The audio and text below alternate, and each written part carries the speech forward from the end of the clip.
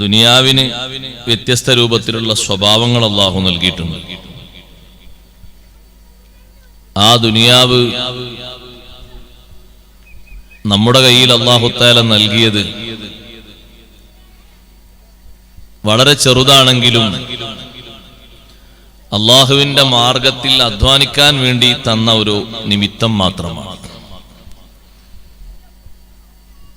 ദുനിയാവിനെ വാരിപ്പുണരാനും സ്വീകരിക്കാനും വേണ്ടിയല്ല അല്ലാഹു നമ്മെ ഇങ്ങോട്ട് സൃഷ്ടിച്ചത്. കുറച്ചൊക്കെ സൗകര്യങ്ങളും സംവിധാനങ്ങളും അല്ലാഹു നമ്മുടെ കയ്യിൽ ഏൽപ്പിച്ചിട്ടുണ്ട്, താൽക്കാലികമാണ്. ആ സൗകര്യങ്ങൾ സംവിധാനങ്ങൾ ഉപയോഗിച്ചുകൊണ്ട് ആഖിറം പടുത്തുയർത്തും. പരലോകത്തേക്കുള്ള സമ്പാദ്യങ്ങൾ ധാരാളം ഒരുമിച്ച് കൂട്ടും.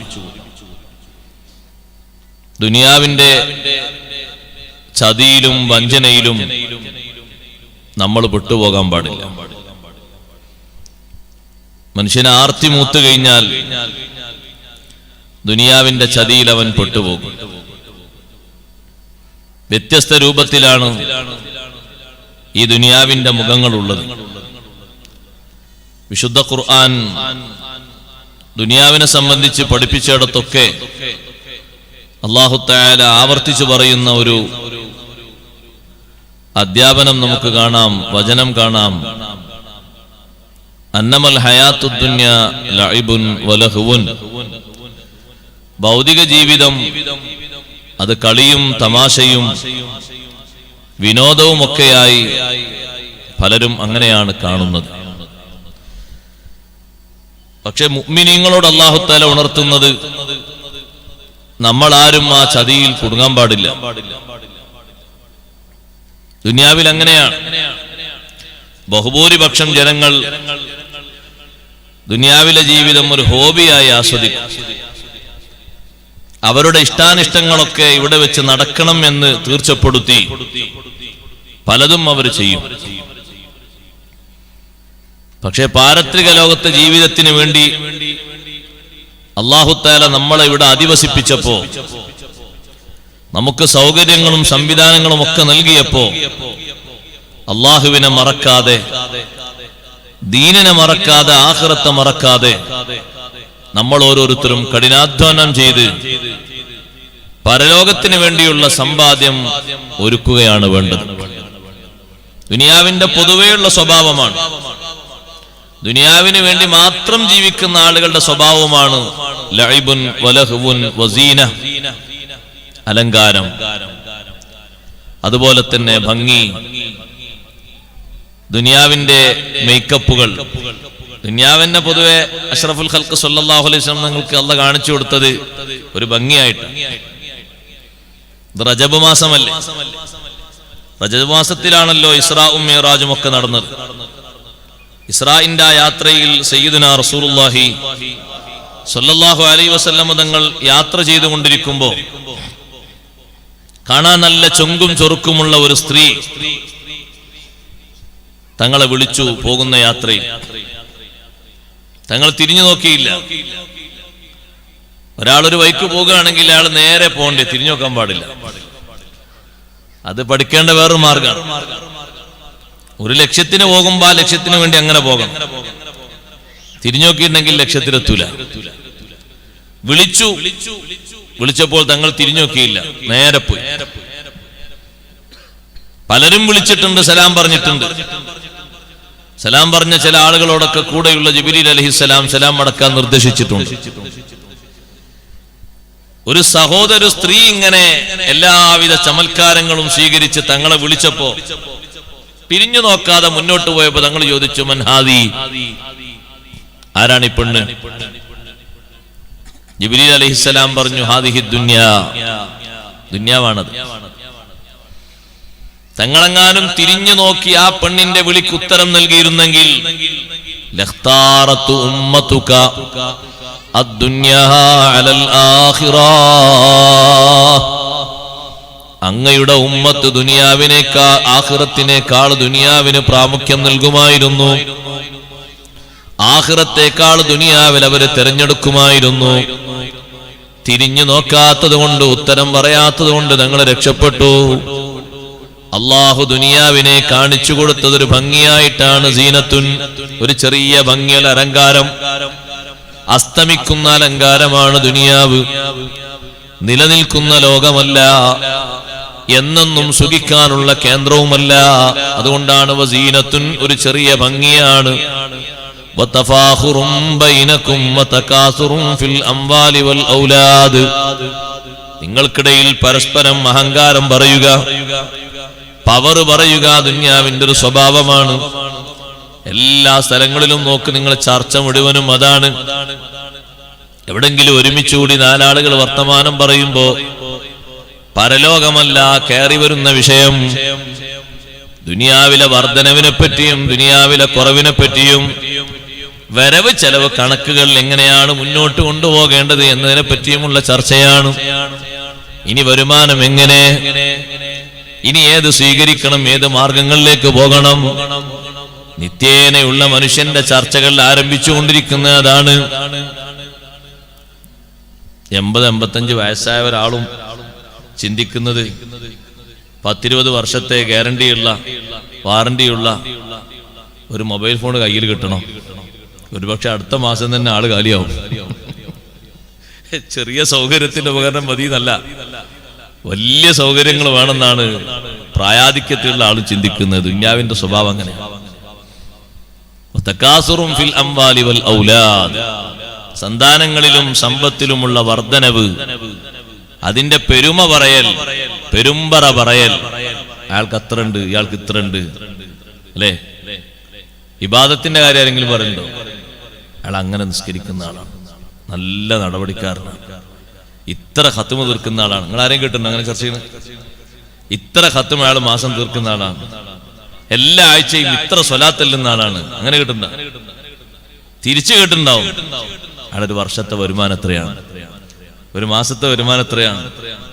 അയാളെ മകന് ഗൾഫിൽ 1.25 ലക്ഷമാണ് കൂലി, ശമ്പളം കിട്ടുന്നത്. രണ്ടാമത്തെ മോൻ പോയിട്ടുണ്ട്, അയാൾക്ക് 2.5 ലക്ഷമാണ്. ഇങ്ങനെ ചർച്ചകൾ ഈ ഒരു റൂട്ടിലൂടെ മാത്രം. തകാസുറും ഫിൽ അംവാലി വൽ ഔലാദ്, സന്താനങ്ങളിലും സമ്പത്തിലുമുള്ള വർധനവ് ഇങ്ങനെ പറഞ്ഞുകൊണ്ടിരിക്കുക, അന്യോന്യം ചർച്ച ചെയ്തുകൊണ്ടിരിക്കും. അതൊരു സ്വഭാവമായിട്ട് എങ്ങനെ മാറുകയാണ്. അല്ലാഹു തആല പറഞ്ഞു, ആ ഭംഗിയും ഈ പെരുമ പറയലുമൊക്കെ കമസലി ഗൈസിൻ, ഒരു മഴ പോലെയാണ്. അജബൽ കുഫാറ നബാതുഹു, ആ മഴ പെയ്തിട്ട് നല്ല കൃഷി ഇങ്ങനെ വിളഞ്ഞു നിൽക്കുന്നത് കർഷകരെ അത്ഭുതപ്പെടുത്തി. കർഷകര് പറഞ്ഞു, ഈ കൊല്ലം അൽഹംദുലില്ലാഹ് നല്ല മഴ കിട്ടേണ്ട സമയത്ത് കിട്ടിയത് കൊണ്ട് ഒരു നഷ്ടവും നമുക്ക് ലഭിക്കൂല. പണിക്കൂലിയായി ചെലവായത് മൊത്തം 20,000 രൂപയാണ്. അത് 6 ദിവസത്തെ പണിക്കൂലിയാണ്. 3-4 ആളുകൾ പണിക്കുണ്ടായിരുന്നു. ആ 20,000 അല്ല, 2 ലക്ഷമല്ല, അതിന്റെ എത്രയോ 10 മടങ്ങ് ഇങ്ങനെ കണക്ക് കൂട്ടുകയാണ്. മഴ പെയ്തിട്ട് കൃഷി ഇങ്ങനെ വളർന്ന് വികസിച്ച് വന്നപ്പോൾ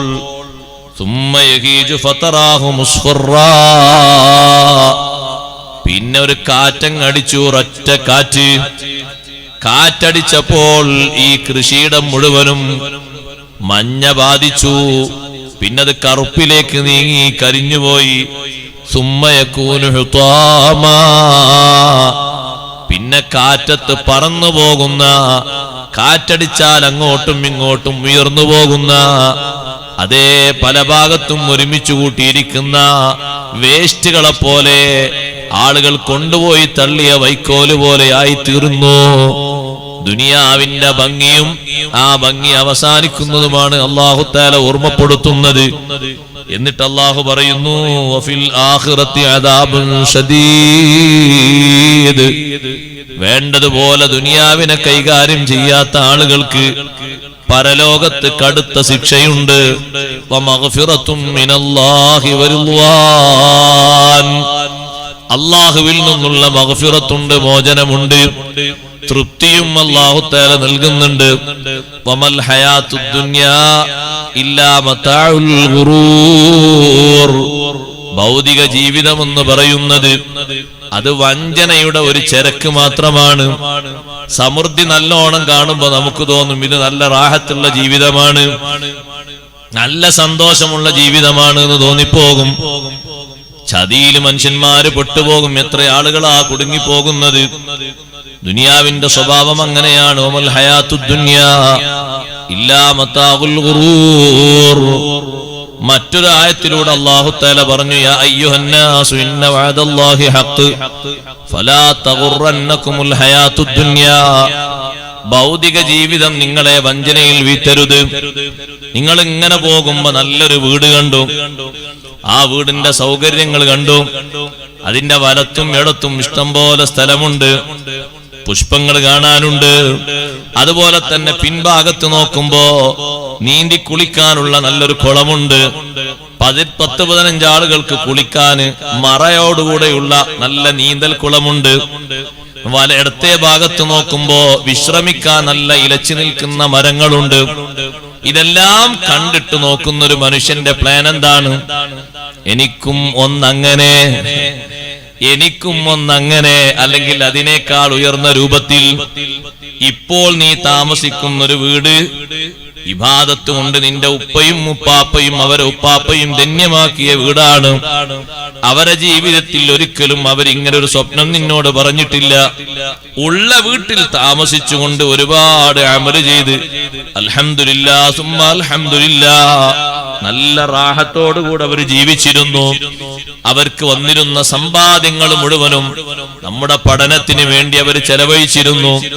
ജീവിതകാലത്ത് അവർ ഒരുപാട് ഭവനങ്ങൾ കണ്ടിട്ടുണ്ട്. പക്ഷേ ഒരിക്കലും അവർക്ക് ഇങ്ങനെ ഒരു പ്ലാന് വന്നില്ലല്ലോ. ഞാനിപ്പോൾ 25 വയസ്സ് പ്രായമാകുമ്പോഴേക്ക് ആ വലിയ സമ്പന്നന്റെ വീട് കണ്ടപ്പോ എന്റെ ലക്ഷ്യം 5 വർഷം കൊണ്ട് അതുപോലെ ഒരു വീട് വേണം. 5 വർഷം കൊണ്ട് പെട്ടെന്ന് അതുപോലെ ഞാനൊരു പണക്കാരനാകണം. 5 വർഷം കൊണ്ട് ഈ നാട്ടിലെ ഒരു ലക്ഷപ്രഭുവോ കോടിപ്രഭുവോ ആയി മാറണം.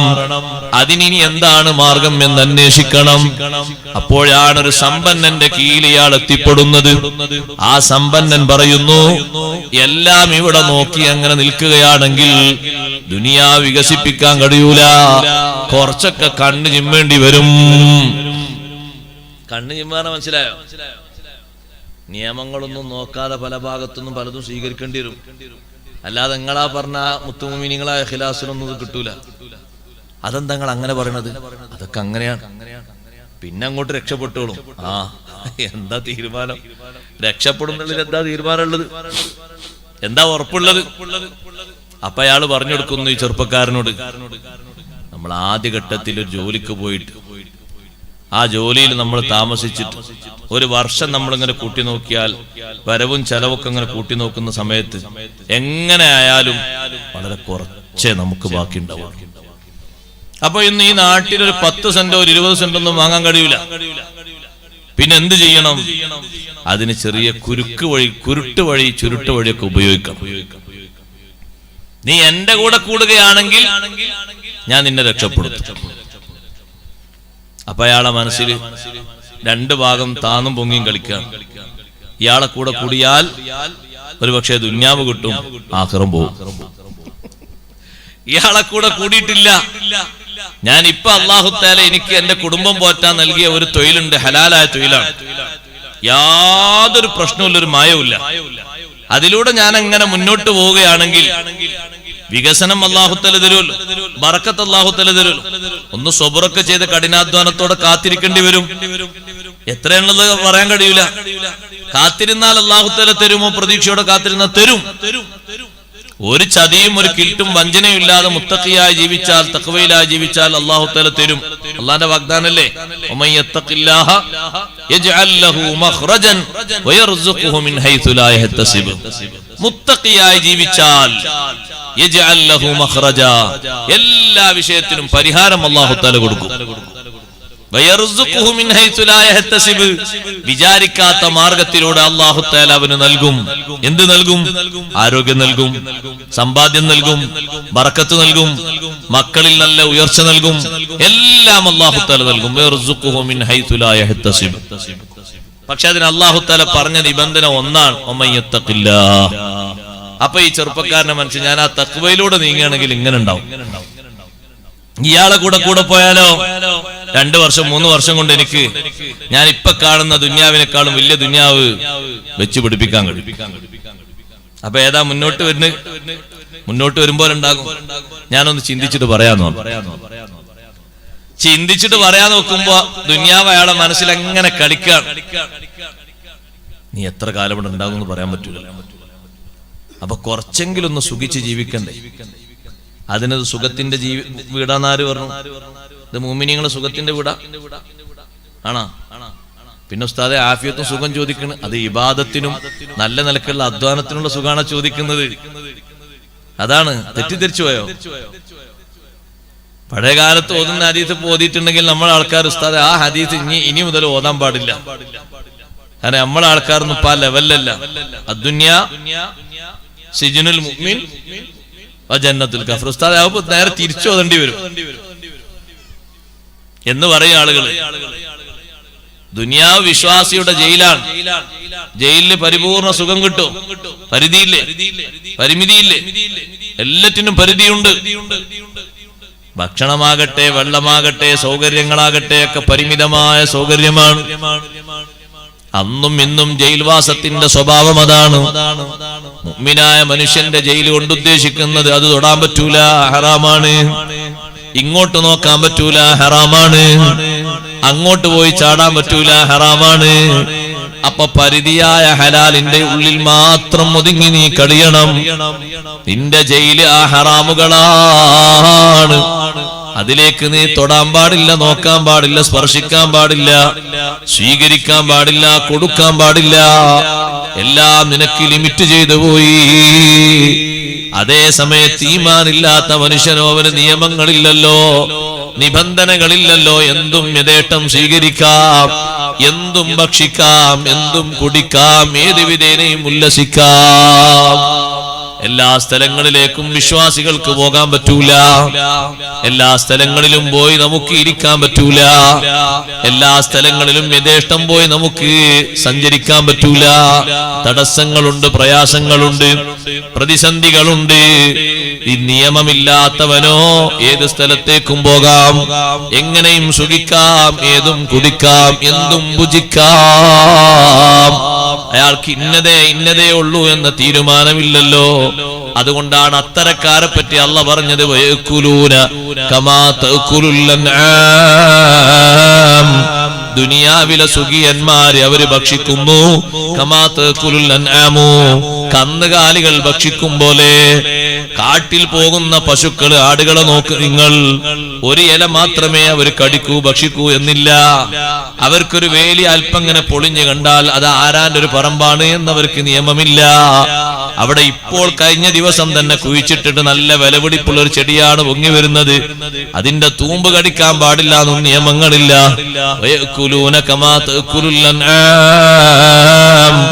ദുനിയാവ് ആർക്കാണോ അല്ലാഹ് സ്വർഗമാക്കി പറഞ്ഞത് അവര് ദുനിയാവിൽ ഭക്ഷിക്കും. കമാ തഅകുലുൽ അൻആമു, കന്നുകാലികൾ ഭക്ഷിക്കും പോലെ. നിയമങ്ങളില്ലവർക്ക്, പരിധികളില്ല. അവനാന്റെതെന്നോ ആരാന്റെതെന്നോ വേർപ്പെടുത്തപ്പെട്ട നിയമങ്ങളില്ല. ഇഷ്ടം പോലെ കിട്ടുന്നിടത്തുനിന്ന് കിട്ടുന്നത് മുഴുവനും മാന്തിപ്പിടിച്ച്, പൊക്കിപ്പിടിച്ച്, പറ്റിച്ചു പിടിച്ച് എങ്ങനെയും സുഖിക്കാം. പക്ഷേ അവസാനം അല്ലാഹ് പറഞ്ഞു വന്നാറു മസ്വല്ലഹും, നരകമാണ് അവരുടെ സങ്കേതം. അവർക്ക് പോയി കിടക്കാനുള്ള സ്ഥലം നരകമാണ്. നമ്മളും അവരെ പോലെയായാലോ? അതാണ് അല്ലാഹു നേരത്തെ സൂചിപ്പിച്ചത്. ആഖിറമാകുന്ന ലോകത്ത് 2 രൂപങ്ങളുണ്ട്. ഏതാണ് സെലക്ട് ചെയ്യേണ്ടത്? വഫിൽ ആഖിറത്തി അദാബുൻ ശദീദ് വമഗ്ഫിറത്തും മിനല്ലാഹി വറിദ്വാൻ. കടുത്ത ശിക്ഷയുണ്ട് ഒരു ഭാഗത്ത്, മറ്റൊരു ഭാഗത്ത് അല്ലാഹുവിന്റെ മഗ്ഫിറത്തും അല്ലാഹുവിന്റെ പൊരുത്തവുമുണ്ട്. ഏത് ഭാഗമാണ് സ്വീകരിക്കേണ്ടത്? ഏത് രൂപമാണ് സ്വീകരിക്കേണ്ടത്? ആ ചെറുപ്പക്കാരന്റെ മനസ്സിൽ ദുനിയാവും ആഖിറവും ഇങ്ങനെ മിന്നിമറയുകയാണ്. അവസാനം ദുനിയാവ് അവനെ കീഴ്പ്പെടുത്തിയിട്ട് മുതലാളിയോട് പറഞ്ഞു ഞാൻ നിങ്ങളെ കൂടെ കൂടാം. മുതലാളി പറഞ്ഞെങ്കിൽ ശരി, നീ ഒക്കെ റെഡിയാക്കി, ടിക്കറ്റ് ഒക്കെ റെഡിയാക്കും, ഞാൻ അടുത്ത മാസം പോകും, എന്റെ കൂടെ പോരണം. അങ്ങനെ പോയി കൂടെ പോയി. അയാൾക്ക് വലിയൊരു മാർക്കറ്റ്. ആ മാർക്കറ്റിൽ എന്താ ഉള്ളത്? ആടിനെ അറുത്ത് ബിരിയാണി ആക്കിയിട്ട് ചെമ്പ് ഓരോ ടൈമിൽ ഇങ്ങനെ നിശ്ചിത ആളുകളിലേക്ക് കൊടുക്കും. തെറ്റൊന്നുമില്ലല്ലോ, തെറ്റുണ്ടോ? തെറ്റൊന്നുമില്ല. എന്താ കണ്ട മാത്രം തെറ്റൊന്നുമില്ല. പക്ഷേ മുതലാളി ഇയാളോട് പറഞ്ഞു, ചിലപ്പോ വലിയ കല്യാണങ്ങളൊക്കെ വരുമ്പോ, നല്ല ശ്രദ്ധിക്കട്ടോ, വലിയ കല്യാണങ്ങളൊക്കെ വരുമ്പോ 50 ആട് 100 ആടൊക്കെ ഇറക്കാനുണ്ടാവും. അപ്പൊ ബിരിയാണിയിൽ ഇങ്ങനെ പീസ് പീസാക്കി ഇല്ല, ആടെ മൊത്തം ഇങ്ങനെ കൊണ്ട് ചെമ്പിലിടൂലല്ലോ, പീസ് പീസാക്കി ഇടും. അങ്ങനെയുള്ള വലിയ വലിയ കല്യാണങ്ങൾ വരുമ്പോ ഒരു 20 ആടിനെ അങ്ങോട്ട് മാറ്റി വെക്കണം. 20 ആടിനെ മാറ്റി വെക്കണോ? 100 ആടിനെ തന്നാൽ 80 ആടിനെ അറുത്തിട്ട് നല്ല ബിരിയാണി ആക്കിയിട്ട് ചെമ്പിൽ കൊടുക്കും. ചെമ്പ് തുറന്നിട്ട് ഇപ്പൊ ഓരോരുത്തർ എല്ല് എണ്ണാൻ നിൽക്കുവോ? കല്യാണത്തിന് കൊണ്ടാലേ എല്ലെണ്ണാൻ നിൽക്കുക. അപ്പൊ ആ ചെമ്പ് അങ്ങനെ കണക്കിന് അങ്ങനെ പോകും. 100 ആടിനെ അർത്ഥത്തിനാണ് കാശ് വാങ്ങുന്നത്. 100 ആടിനെ അർത്ഥോ? അർത്ഥില്ല. തെറ്റൊന്നവിടെ. 20 ആടിനെ കട്ടെടുത്തു വെച്ചു. പിന്നെ വേറെ ആളുകള് ആടിനൊക്കെ നിങ്ങളെ തന്നെ സ്വീകരിച്ചിട്ട് ഒരു 10 ആടിന്റെ ഒരു ബിരിയാണി ആക്കി തരുന്ന പറയുമ്പോ ഇതിൽ നിന്ന് ഒരു 10 ആട് എടുത്തിട്ട് അവർക്ക് ബിരിയാണി കൊടുക്കുന്നു. കണ്ടാ, കാശ് വാങ്ങുന്നു. അങ്ങനെ ആകുമ്പോ ഈ ചെറുപ്പക്കാരന് ഒരു മാസം കൊണ്ട് തന്നെ 5 ലക്ഷം 6 ലക്ഷം ഒക്കെ കിട്ടുന്നു. കാരണം ഓരോ ദിവസവും 20 ആടിനെ എടുത്തു വെച്ചാൽ എത്ര കാശായി? നോക്കൂ സഹോദരങ്ങളെ, ചതിയാണ്. തസ്കരന്മാരായ രൂപത്തിൽ ജനങ്ങളെ വെട്ടിച്ചുകൊണ്ട്, അള്ളാഹുവിനെ ബന്ധിച്ചുകൊണ്ട്, അള്ളാഹുവിന്റെ നിയമങ്ങൾ എതിർത്തുകൊണ്ട് ചെയ്യുന്ന ചതിയാണ്. വിശ്വസിച്ച് ഏൽപ്പിച്ചതിലാണ് ഈ ചതി ചെയ്യുന്നത്. 100 ആടുകളെ കൊടുത്തിട്ട് ബിരിയാണിയാക്കാൻ വേണ്ടി കൊടുത്തത്, മന്തിയാക്കാൻ വേണ്ടി കൊടുത്തത് 80 എണ്ണം മറുത്തിട്ട് നല്ല ചെമ്പ് ചെമ്പാക്കി ഇങ്ങനെ ഇറക്കി കൊടുത്തു. അതങ്ങനെ വാഹനത്തിൽ കൊണ്ടുപോയി കല്യാണ വീട്ടിലെത്തിച്ചു. വീട്ടുകാര് ചോദിക്കുന്നു, ഭക്ഷണത്തിന് നല്ല ടേസ്റ്റ് ഉണ്ടല്ലോ, ആരാ ഉണ്ടാക്കിയത്? അപ്പൊ കാർഡ് കൊടുത്തത്, ഈ കാർഡ് ഇവിടുന്ന് ഉണ്ടാക്കിയത്. അടുത്ത ആഴ്ച നമ്മളെ വീട്ടിൽ കല്യാണം, അവരെ തന്നെ നടക്കണം. ആളുകൾക്ക് അറിയില്ലല്ലോ, ആളുകൾക്ക് ഇതിന് ടേസ്റ്റ് അല്ലേ അറിയൂ. അങ്ങനെ അടുത്ത ആഴ്ച കൊണ്ടുവന്ന് എത്ര ആളാ കല്യാണം? കല്യാണം വലിയ കല്യാണമാണ്, കുറെ ആൾക്കാർ പങ്കെടുക്കണം, വലിയൊരു കുടുംബമാണ്, വലിയ തറവാടാണ്. അതുകൊണ്ട് വൈകുന്നേരവും രാത്രിയായിട്ട് 2 സെക്ഷനായിട്ടാണ്, അല്ലാതെ അവിടെ സൗകര്യമില്ല. വൈകുന്നേരത്തേക്ക് ഒരു 50 ആടും, രാത്രിയിലേക്ക് ഒരു 100 ആടും. അപ്പൊ 50 ആടിൽ നിന്ന് ഒരു 10 ആടും, 100 ആടിൽ നിന്ന് 20 ആടും, 30 ആടിനെ കിട്ടി. ഞാനൊരു ഉദാഹരണം പറഞ്ഞതാണ്. ഉസ്താദി നാട്ടിൽ ആരോ ഒരു കഥ വന്ന് പറയണം, അല്ലല്ല, ഞാനൊരു ഉദാഹരണം പറയാണ്. വഞ്ചനയുടെ ഒരു മുഖം പറയാം, ദുനിയാവിന്റെ സ്വഭാവം. അപ്പൊ ആ ചെറുപ്പക്കാരന് ഒരു കൊല്ലം കഴിഞ്ഞിട്ട് നാട്ടിൽ വന്നു. നിങ്ങളുടെ നാട്ടിൽ പോയ ഏതോ ആൾക്കാർ അങ്ങനെ ഉണ്ട്, നിങ്ങൾ കരുതണ്ട കേട്ടോ. നല്ല നിലക്ക് ജോലി എടുത്ത് കൂടുന്ന ആൾക്കാരായിരിക്കും. ഞാൻ വല്ല തെറ്റിദ്ധരിച്ച് പറയാന്ന് കരുതണ്ട. ഞാനൊരു ഉദാഹരണം പറയാൻ തന്നില്ലേ? ആൾക്കാർക്ക് ചിന്തിക്കും, ഉസ്താദ് ഇന്ന് നാട്ടിൽ അങ്ങനെ ആരെങ്കിലും ഉണ്ടോ ആടി നടക്കുന്നത്? അങ്ങനെ ചിന്തിക്കേണ്ടെന്നാണ്. പിന്നെ അങ്ങനെ തന്നെ ആൾക്കാർ ചിന്തിക്കുക, എന്തൊരു കഷ്ടം. ഒരു ഉദാഹരണം പറയാൻ പറ്റൂല. ഒരു ഉദാഹരണം പറഞ്ഞാൽ അപ്പൊ ചിന്തിക്കും, നമ്മുടെ നാട്ടിൽ ആരോ പറ്റിയാണല്ലോ. ആരോ പറ്റിയ ഞാൻ സ്വന്തത്തെ പറ്റി തീരുമാനിച്ചാൽ മതി, കുഴപ്പമില്ല. നിങ്ങളെ നാട്ടിൽ നിന്ന് പോയ പ്രവാസികളെ പറ്റില്ല, അവർക്ക് നല്ല സംഭാവന കൊടുത്തയച്ചവരാണ്. അള്ളാഹു ബർക്കത്ത് കൊടുക്കട്ടെ. ഇറച്ചിയിലേക്കും അന്നദാനത്തിലേക്കും നല്ല കാശ് കൊടുത്ത, നേരത്തെ വായിച്ചത് കണ്ടില്ലേ, നല്ല സംഭാവനകൾ എല്ലാവരും കൊടുക്കണം. അള്ളാഹു ബർക്കത്ത് ചെയ്യുമാറാട്ടെ. ഞാൻ ഇപ്രദേശത്തുള്ള ആരും ഉദാഹരണമാക്കി പറഞ്ഞതല്ല, ഞാൻ ദുന്യാവിന്റെ ഒരു മുഖം പറഞ്ഞതാ, ഒരു ഉദാഹരണം പറഞ്ഞതാണ്. അപ്പൊ ഈ ചെറുപ്പക്കാരന് ഒരു മാസമായപ്പോ മുതലാളി ഇദ്ദേഹത്തെ കൊണ്ടുവന്നിട്ട് നല്ല കാശാണ് അക്കൗണ്ടിൽ വന്നത്. അപ്പൊ അയാൾക്ക് ശമ്പളം കൊടുത്തു 2.5 ലക്ഷം. 2.5 ലക്ഷം ശമ്പളം കിട്ടി. ചെലവൊന്നുമില്ല, ചെലവൊക്കെ ഫ്രീ ആണ്. റൂമൊക്കെ മുതലാണ്ടൊക്കെ ഫ്രീ ആണ്. അങ്ങനെ 2.5 ലക്ഷം കിട്ടി. അയാള് 3 മാസം കഴിഞ്ഞപ്പോ വാപ്പയെ വിളിച്ചു പറഞ്ഞു, നാട്ടിലെവിടെയെങ്കിലും സൗകര്യമുള്ള ഒരു സ്ഥലം, ഒരു 15 സെന്റ് സ്ഥലം നോക്കണം. ഒരു വീട് എടുക്കാനാണ്, തെറ്റൊന്നുമില്ലല്ലോ. 15 വാപ്പ നല്ല 15 സെന്റ് സ്ഥലമൊക്കെ നോക്കി, മോനെ വില കൂടുതലാണ്, വില എത്രയൊക്കെ കുഴപ്പമില്ല, അതൊക്കെ കടം വന്നാ പിന്നെ എങ്ങനെ വിട്ടാന്ന് പറഞ്ഞു. ആ മുഖമൊന്നും ഇവിടെ അറിയില്ല, നാട്ടിലെ വാപ്പ അറിയില്ല, ഉമ്മ അറിയില്ല, ആരും അറിയില്ല, കൂട്ടുകാരും അറിയില്ല.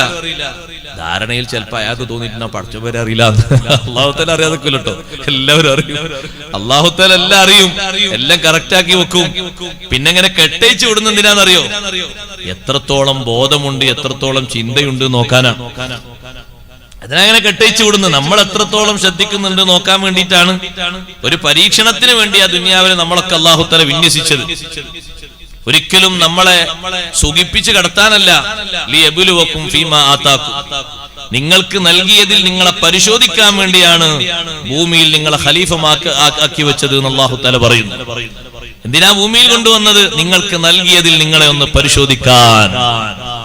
നല്ല രൂപത്തിൽ ആര് സമ്പാദിക്കുന്നു, നല്ല രൂപത്തിൽ ആര് കൊടുക്കുന്നു, നല്ല രൂപത്തിൽ ആര് കുടുംബം പോറ്റുന്നു, നല്ല രൂപത്തിൽ അള്ളാഹുവിന്റെ മാർഗത്തിൽ ക്ഷമിച്ച് ആര് സമ്പാദിക്കുന്നു, ചെലവഴിക്കുന്നു, ആര് ഉൽപ്പാദിപ്പിക്കുന്നു, വളർത്തുന്നു, എത്ര കഠിനാധ്വാനം ചെയ്ത് പിടിച്ചു നിൽക്കുന്നു, ഇതൊക്കെ നോക്കാനാണ്. സുഖിപ്പിക്കാൻ വേണ്ടിയല്ല ദുനിയാവിൽ നമ്മളെ കൊണ്ടുവന്നത്. അങ്ങനെ ആരും ചിന്തിക്കരുത്, ആരും തീരുമാനിക്കരുത്. സുഖത്തിന്റെ ലോകം ഒരിക്കും ദുനിയാവല്ല, സുഖിക്കാനുള്ള കേന്ദ്രമല്ല ദുനിയാവ്. അമലിന്റെ ലോകമാണ്, കഠിനാധ്വാനത്തിന്റെ ലോകമാണ്. കഷ്ടപ്പെട്ട് നമ്മളെ കുടുംബത്തിന് അധ്വാനിക്കും പോലെ ആഖിറത്തിന് വേണ്ടി ജീവിതം ചെലവഴിക്കേണ്ട ലോകമാണ്. അങ്ങനെയാണ് ഈ ദുനിയാവിൽ കാണേണ്ടതും ജീവിക്കേണ്ടതും. ഇരിക്കട്ടെ സഹോദരന്മാരെ, മഹാന്മാരൊക്കെ കണ്ട ദുനിയാവ് അങ്ങനെയാണ്. ആ ചെറുപ്പക്കാരൻ ഒറ്റ വർഷം കൊണ്ട് 15 സെന്റ് സ്ഥലം വാങ്ങി, വീടിന് നല്ല ഒരു തറ കെട്ടി, ആ വീടെല്ലാം പടുത്തുയർത്തി. പിന്നെ ഒരു 2 വർഷം കൂടി ഇവിടെ നിന്നപ്പോൾ വലിയ മുതലാളിയായി മാറി. സുബ്ഹാനല്ലാഹ്, ഈ സമ്പത്തിന്റെ അടിസ്ഥാനം മുഴുവനും, അടിത്തറ മുഴുവനും ചതിയാൻ. റബ്ബ് സുബ്ഹാനഹു വ തആല പിന്നെയും എന്തിനാ ഉസ്താദേ അയാൾക്ക് അങ്ങനെ ആഫിയത്ത് കൊടുത്തത്, പിന്നെയും എന്തിനാ ദീർഘായുസ് കൊടുത്തത്? ലിയബ്ലൂക്കും ഫീമാ ആതാക്കും, നിങ്ങൾക്ക് നൽകിയതിൽ നിങ്ങളെ പരീക്ഷിക്കാനാണ്. അഷ്റഫുൽ ഖൽഖ് മുഹമ്മദുർ റസൂലുള്ളാഹി സ്വല്ലല്ലാഹു അലൈഹി വസല്ലം നിങ്ങൾ പറഞ്ഞല്ലോ, ഇന്ന ഹാദൽ മാല ഹൽവത്തുൻ ഖുദറാ, ഈ സമ്പത്ത് എന്ന് പറയുന്ന നല്ല മധുരവും പച്ചപ്പും നിറഞ്ഞതാണ്. പച്ച കാണാൻ നല്ല ഭംഗിയുള്ള കളറല്ലേ, പച്ചയുടെ കളറ്. സ്വർഗത്തിൽ വരെ അള്ളാഹു ധരിക്കാൻ തരുന്ന വസ്ത്രം പച്ച വസ്ത്രമല്ലേ? യൽബസൂന മിൻ സുന്ദുസിൻ വൈസ്തബ്റഖിൻ ഖുദറൻ മിൻ സുന്ദുസിൻ വൈസ്തബ്റഖിൻ, പച്ച നിറത്തിലുള്ള നിർമ്മലമായ പട്ടും കുറച്ചുകൂടി കട്ടിയുള്ള പട്ടും 2 പട്ടും ധരിപ്പിക്കുന്നു എന്ന് അള്ളാഹു പറഞ്ഞില്ലേ? പച്ച പൊതുവെ ആളുകൾക്ക് ദഹിക്കുന്ന നല്ലോണം സന്തോഷം നൽകുന്ന ഒരു കളറാണ്. സമ്പത്തിന്റെ സ്വഭാവം അങ്ങനെയാണ്, അതിന് നല്ല മധുരമാണ്. മധുരം കഴിക്കാൻ പറ്റാത്തവർക്കും താല്പര്യം മധുരത്തിനോടായിരിക്കും. സമ്പത്തിന്റെ സ്വഭാവം അങ്ങനെയാണ്. എന്നിട്ട് തങ്ങൾ പറഞ്ഞു, ഒരു മനുഷ്യൻ സമ്പാദിക്കുന്നതും അവന് സമ്പത്ത് നൽകപ്പെടുന്നതും റബ്ബ് സുബ്ഹാനഹു വ തആല കൽപ്പിച്ച രീതിയിലും ഇസ്ലാം ദീനെ പഠിപ്പിക്കുന്ന രീതിയിലുമാണോ, ബൂരിക ലഹു ഫീഹി, അതിലവന് ബറക്കത്ത് ചെയ്യപ്പെടും. അവൻ ആ സമ്പത്ത് സ്വീകരിക്കുന്നതും ചെലവഴിക്കുന്നതും അള്ളാഹു കൽപ്പിച്ച രൂപത്തിലും ഭാവത്തിലുമാണെങ്കിൽ ബറക്കത്ത് നൽകപ്പെടും. അതല്ലാത്ത രൂപത്തിലാണോ, ലം യുബാരിക് ലഹു ഫീഹി, അതിൽ ബറക്കത്ത് നൽകപ്പെടൂല എന്ന് മാത്രമല്ല, നാളെ ആഖിറത്തിൽ ഈ സമ്പത്ത് അവന് പ്രതികൂലമാണ്. വഹുവ ഷഹീദുൻ അലൈഹി യൗമൽ ഖിയാമ, ഈ സമ്പത്ത് അവന് പ്രതികൂല സാക്ഷി നിൽക്കും. നിങ്ങൾ നോക്കി, ഇങ്ങനെ എത്ര ഉദാഹരണങ്ങൾ, ചതിക്കയുടെ ഉദാഹരണങ്ങൾ എത്രങ്ങളാ ദുനിയാവിൽ വരുന്നത്. സുബ്ഹാനല്ലാഹ്, മുമ്പൊരു ചങ്ങാതി ആ പള്ളിയുടെ പരിസരത്ത് തന്നെ ഒരു സ്ഥലത്ത് നല്ല വീട് കെട്ടി. നാട്ടിൽ നടന്നൊരു സംഭവമായിട്ട് പത്രത്തിലൊക്കെ വന്നാൽ നിങ്ങൾ വായിച്ചിട്ടുണ്ടാകും. നാടും വീടും പേരൊന്നും ചോദിക്കേണ്ട, വിഷയം മനസ്സിലാക്കിയാൽ മതി. ആളെ പറ്റി പറയണ്ടല്ലോ, വിഷയല്ലേ തിരിയേണ്ടത്. നല്ല വീട് കെട്ടി, വീട് കെട്ടുന്നതിന് കുഴപ്പമൊന്നുമില്ല, അയാൾക്ക് നല്ല ജോലിയാണ് എന്നാ പൊതുവെ ജനങ്ങളെ ധാരണ. നല്ല ശമ്പളമുള്ള ജോലിയാണ്. അപ്പൊ ആ മാസത്തിൽ നടക്കുന്ന എല്ലാ സ്വലാത്ത് മജ്ലിസിന്റെയും ചീരണി അയാളെ വക. പള്ളിക്കും മദ്രസക്കൊക്കെ ഇഷ്ടം പോലെ ആൾ സംഭാവന കൊടുത്തു. അല്ലാഹു തആല ആളങ്ങനെ സത്ർ ചെയ്ത് വെച്ചിരിക്കുന്ന അയാൾ നന്നായിക്കോട്ടെ എന്ന് എഴുതിയിട്ട് ഒരു 7 വർഷം കഴിഞ്ഞപ്പോ അയാളെ പിടിക്കപ്പെട്ടു പോയി. അപ്പൊ നോക്കുമ്പോ അയാൾക്ക് ഒരു ജോലിയാണെന്ന് പറയും. ആ ജോലിയുടെ മറവിൽ ഇഷ്ടം പോലെ മയക്കുമരുന്ന് വിൽപ്പന നടത്തുകയാണ്. അത് വിൽപ്പന നടത്തിയിട്ട് കിട്ടിയ സമ്പത്തിന്റെ ബാഹുല്യം കൊണ്ടാണ് ഇവിടെ ഒരു മറ എന്നുള്ള നിലക്കൊരു മറയായിട്ട് ഇങ്ങനെ സ്വീകരിച്ചത്. നിങ്ങൾ നോക്കൊരു മുഖം. ചതി എങ്ങനെയാണ്, ദുനിയാവ് അങ്ങനെ അങ്ങോട്ട് മനസ്സിനും വല്ലാതെ അങ്ങോട്ട് കേറിപ്പോയി കഴിഞ്ഞാൽ എത്ര സ്വീകരിക്കാനും എത്ര നുണ പറയാനും ഒരു മടിയും കാണിക്കൂല മനുഷ്യൻ. ബഹുമാനപ്പെട്ട ഈസാ നബി അലൈഹിസ്സലാം ഒരു ചെറുപ്പക്കാരന്റെ കൂടെ, ഈസാ നബി അലൈഹിസ്സലാമും ആ ചെറുപ്പക്കാരനും ഇങ്ങനെ യാത്ര ചെയ്യുമ്പോ മഹാനവറുകൾ പറഞ്ഞു, നല്ല ഭക്ഷണം വാങ്ങിക്കൊണ്ടുവരണം. ഭക്ഷണം വാങ്ങിക്കൊണ്ടുവന്നാല് നമുക്ക് രണ്ടുപേർക്കും ഭക്ഷണം കഴിക്കാം. അപ്പോ പോയി നല്ല പത്തിരി വാങ്ങിക്കൊണ്ടുവന്നു. ഈസാ നബി അലൈഹിസ്സലാം ഭക്ഷണം കഴിക്കല്ലെന്ന് കരുതിയിട്ട് ഒരു കടൽ തീരത്ത് ഒരു പുഴയുടെ വക്കത്ത് ഇരുന്നു ഭക്ഷണം കഴിക്കണം. 3 പത്തിരിയുണ്ട്. 2 പത്തിരി ഓരോരുത്തരും കഴിച്ചു. 2 ആളുള്ളത്, 3 പത്തിരിയുള്ളത്. 1 പത്തിരി അവിടെ ബാക്കിയുണ്ട് പാത്രത്തിൽ. ഈസാ നബി അലൈഹി ഇസ്ലാം എണീറ്റ് പുഴയുടെ അടുത്തേക്കൊന്ന് പോയി വെള്ളം കുടിക്കാൻ വേണ്ടി, കുറച്ച് വെള്ളം എടുത്ത് കുടിക്കാൻ വേണ്ടി. പത്തിരി കഴിച്ചാൽ വെള്ളം കുടിച്ച് വണങ്ങി വന്ന് നോക്കുമ്പോ പത്തിരി കാണുന്നില്ല. അപ്പുറത്തിരിക്കുന്ന ആള് ചോദിച്ചു, അല്ല പത്തിരി ആരാ എടുത്തെന്ന് ചോദിച്ചു. ഉടനെ അദ്ദേഹം പറഞ്ഞു, ലാ അദ്രി, എനിക്കറിയില്ല. പത്തിരി ആരാ എടുത്ത് എനിക്കറിയില്ല. അങ്ങനെ ഈസാ നബി അലൈഹി സ്വലാം എന്നാ പോകാന്നാണ്, അറിയില്ലെങ്കിൽ പോകാം. അദ്ദേഹത്തെ കൂടെ കൂട്ടിപ്പോയി. കുറച്ചു കഴിഞ്ഞപ്പോൾ കുറെ മാൻകൂട്ടങ്ങൾ മേയുന്നത് കണ്ടു. മാൻകൂട്ടങ്ങളെ കൂടെ 2 ചെറിയ മാൻകുട്ടികളുണ്ട്. മാൻകുട്ടികളിൽ നിന്ന് ഒരു കുട്ടിയെ ഈസാ നബി അലൈഹി സ്വലാം ഇങ്ങനെ അടുത്തേക്ക് വിളിച്ചു. മാൻപേട അടുത്തേക്ക് വന്നപ്പോൾ മഹാനവർകൾ അതിനെ അറുത്തിട്ട് അതിന്റെ മാംസം നല്ലവണ്ണം ചുട്ട് റെഡിയാക്കി. ചുട്ടിട്ട് മഹാനവർകളും ആ മനുഷ്യനും ആ കൂടെയുള്ള മനുഷ്യനും അതിൽ നിന്ന് ഭക്ഷിച്ചു. എന്നിട്ട് ആ ബാക്കിയുള്ള ആ മാൻപേടയുടെ തൊലികളിലെ തൊലിയും എല്ലും ഇങ്ങനെ കൂട്ടിയിട്ടിട്ട് ഈസാ നബി അലൈഹിസ്സലാം അതിനോട് പറഞ്ഞു, കുംബിദിനില്ലാ, അല്ലാഹുവിന്റെ അനുവാദപ്രകാരം ഒന്ന് എഴുന്നേറ്റ് നടക്കൂ. ഈസാ നബി അലൈഹിസ്സലാമിന് അല്ലാഹു തആല കൊടുത്ത മുഅ്ജിസത്തല്ലേ, വയുഹീൽ മൗതാ ബിഇദ്നില്ലാ, അള്ളാഹുവിന്റെ അനുവാദപ്രകാരം മരിച്ചതിനെ മഹാനവർകൾ ജീവനിട്ട് കൊടുക്കും.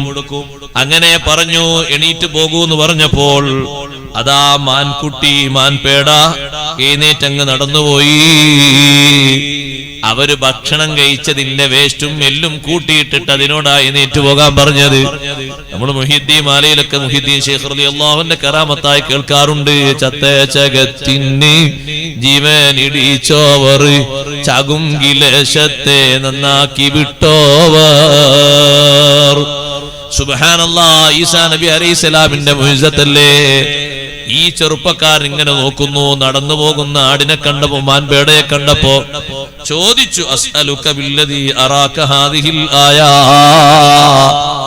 ഈ ദൃഷ്ടാന്തം നിനക്ക് കാണിച്ചു തന്ന അല്ലാഹുവിനെ മുൻനിർത്തിയിട്ട് ഞാൻ ചോദിക്കട്ടെ, പറയുമോ ഉത്തരം? മൻ അഖദർ റഗീഫ്, 3ാമത്തെ പത്തിരി എടുത്തത് ആരാണ്?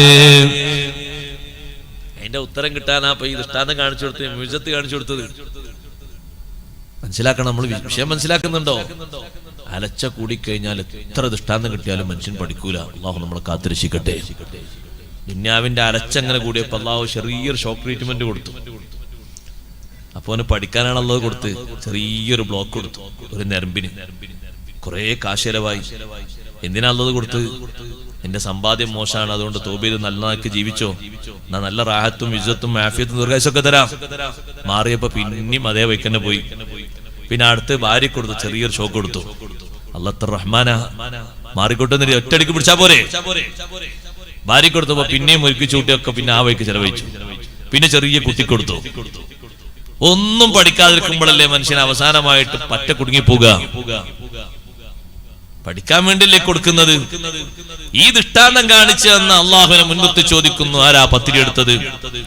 അപ്പോഴും ആ ചെറുപ്പക്കാരൻ പറഞ്ഞു, മാ അതിരി, എനിക്കറിയൂല, ഞാൻ പോകാന്ന് പറഞ്ഞു. 2 പേരും പോയി. പിന്നൊരു ജലാശയത്തിന്റെ അടുത്തെത്തി. ഈസാ നബി അലൈഹിസ്സലാം ആ ചെറുപ്പക്കാരന്റെ കയ്യങ്ങ് പിടിച്ചു.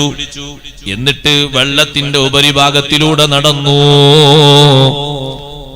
ചെരുപ്പ് കൊണ്ട് സഹോദരങ്ങളെ വെള്ളത്തിന്റെ മുകളിലൂടെയാ നടക്കുന്നത്. ഈസാ നബി അലൈഹിസ്സലാത്തു വസ്സലാം ഒറ്റക്കല്ല, കൂടെ പത്തിരി കഴിച്ച ചെറുപ്പക്കാരന്റെ കൈ ഈസാ നബി അലൈഹിസ്സലാം പിടിച്ചിട്ടുണ്ട്. എന്നിട്ട് വെള്ളത്തിന്റെ മുകളിലൂടെ അങ്ങ് നടന്നുപോയി. ഇനി നാളെ പിറ്റേന്ന് വെള്ളത്തിന്റെ മുകളിലൂടെ നടന്നിട്ട് വലിയ അത്ഭുതം കാണിക്കുന്ന ആരെങ്കിലും വന്നാല് പിന്നാലെ പോയി കൂടിയിട്ട് എന്തെങ്കിലും പൊരുത്തം തരണം എന്ന് പറയരുത്. ബഹുമാനപ്പെട്ട ജുനൈദുൽ ബഗ്ദാദി റളിയല്ലാഹു അൻഹു പറഞ്ഞു, ലൗ റഅയ്തും റജുലൻ ഖദ് തറബ്ബഅ ഫിൽ ഹവാ, ശൂന്യതയിൽ ചമ്രം പടിയിട്ടിരിക്കുന്ന ഒരാളെ നിങ്ങൾ കണ്ടാൽ, ഔ യംശി അലൽ മാഇ, വെള്ളത്തിന്റെ മുകളിലൂടെ നടന്നു പോകുന്ന ആളെ കണ്ടാൽ, ഫലാ തഖ്തദൂ ബിഹി, പെട്ടെന്ന് നിങ്ങൾ പിന്നാലെ കൂടി പോകരുത്. കാരണം ആ വിദ്യ നടത്താൻ, ആ പണി നടത്താൻ മുസ്ലിമാകണമെന്നില്ല. ശൈത്താനെ സ്വാധീനിച്ചാലും ആ പണി നടത്താൻ കഴിയും. സിഹ്ർ നല്ലോണം പഠിച്ചാലും ആ പണി നടത്താൻ കഴിയും. കഹാനത്ത് പഠിച്ചാലും ആ പണി നടത്താൻ കഴിയും. അതുകൊണ്ട് ഇത്തരത്തിൽ അത്ഭുത വിദ്യ കാണുമ്പോഴേക്ക് നിങ്ങൾ പിന്നാലെ കൂടി പോകരുത്. ഹത്താ തറൗ സുന്നഹു ഇൻദൽ അവാമിരി വന്നവാഹി, അല്ല കൽപ്പിച്ചിടത്തും അല്ല വിലക്കിയിടത്തും ആ മനുഷ്യന്റെ ജീവിതവും പ്രവർത്തനവും എങ്ങനെയുണ്ടെന്ന് നിരീക്ഷിച്ച് നിങ്ങൾ മനസ്സിലാക്കുന്നത് വരെ അത്ഭുതം കണ്ട് പെട്ടെന്ന് പിന്നാലെ കൂടണ്ട. പിന്നെ ചതിയിൽ പെട്ടുപോകും, പിന്നെ കുടുങ്ങിപ്പോകും, പിന്നെ മാറിപ്പോരാൻ കഴിയൂല. പിന്നെ മാറിപ്പോരാതെ കൂടെ കൂടുമ്പോ അയാൾ നിസ്കരിക്കാത്ത ആളാണ്, പിന്നെ നിങ്ങളും നിസ്കാരം ഒഴിവാക്കും. അയാൾ നോമ്പ് വിൽക്കാത്ത ആളാണ്, നിങ്ങളും നോമ്പ് ഒഴിവാക്കും. അയാൾ ഖുർആനെ അപമാനിക്കുന്ന ആളാണ്, പിന്നെ കൂടെ കൂടിയ ആളും അങ്ങനെ വരും. അല്ലാഹു കാത്തിരക്ഷിക്കട്ടെ. അതുകൊണ്ട് അത്ഭുതം കണ്ട് പെട്ടെന്ന് പിന്നാലെ കൂടി പോകരുത്. നല്ലോണം ചിന്തിക്കണം, അല്ലെ കുടുങ്ങിപ്പോകും.